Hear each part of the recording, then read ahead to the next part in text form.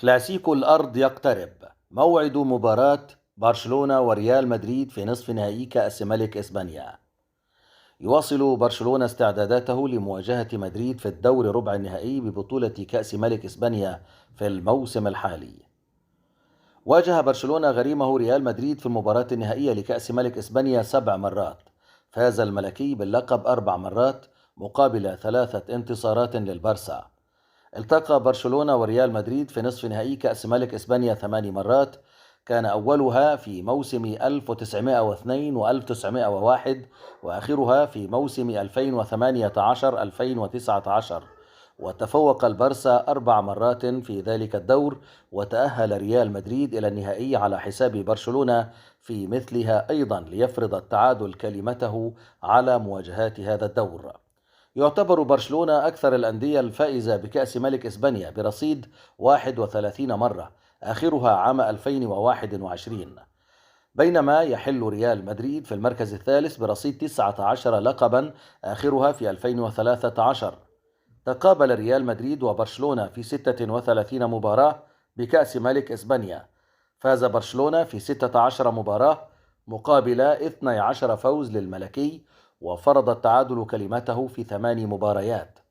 يتفوق برشلونة أيضا على مستوى المعدل التهديفي في كلاسيكو الكأس، حيث سجل 70 هدفا في حين سجل ريال مدريد 66 هدفا.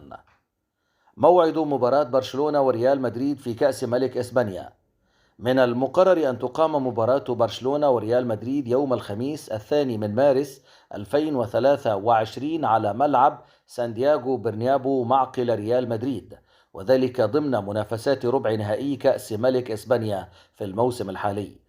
وستقام المباراة في تمام الساعة 10 مساء بتوقيت مصر، والساعة 11 مساء بتوقيت السعودية، والساعة 12 صباحا بتوقيت الإمارات العربية المتحدة.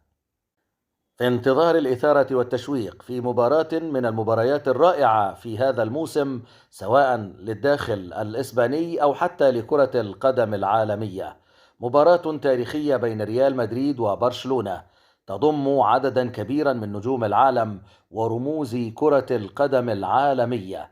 انتظروها في هذه القنوات، حيث أسفرت قرعة نصف نهائي بطولة كأس ملك إسبانيا عن مباراة كلاسيكو بين برشلونة وريال مدريد، مباراة تعد المتابعين في شتى أنحاء العالم بالإثارة والمتعة والتشويق.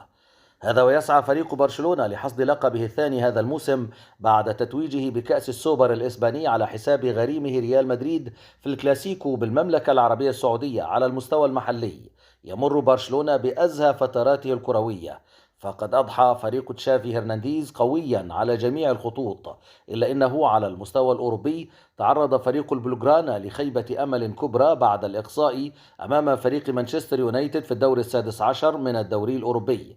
من جهة أخرى استطاع فريق ريال مدريد بقيادة المدرب الإيطالي كارلو أنشيليتو التتويج ببطولة كأس العالم للأندية التي أقيمت أطوارها في المغرب، هذا ويعرف مستوى الميرينجي تذبذبا كبيرا على المستوى المحلي بعد تعثره الأخير أمام فريق أتلتيكو مدريد في ديربي العاصمة. بالتالي في حال انتصار برشلونة في مباراته القادمة ضد الميريا سيوسع الهوة مع الملكي إلى 10 نقاط في جدول ترتيب الدوري، ما يعني بشكل كبير ضياع حلم المنافسة على لقب الدوري الإسباني.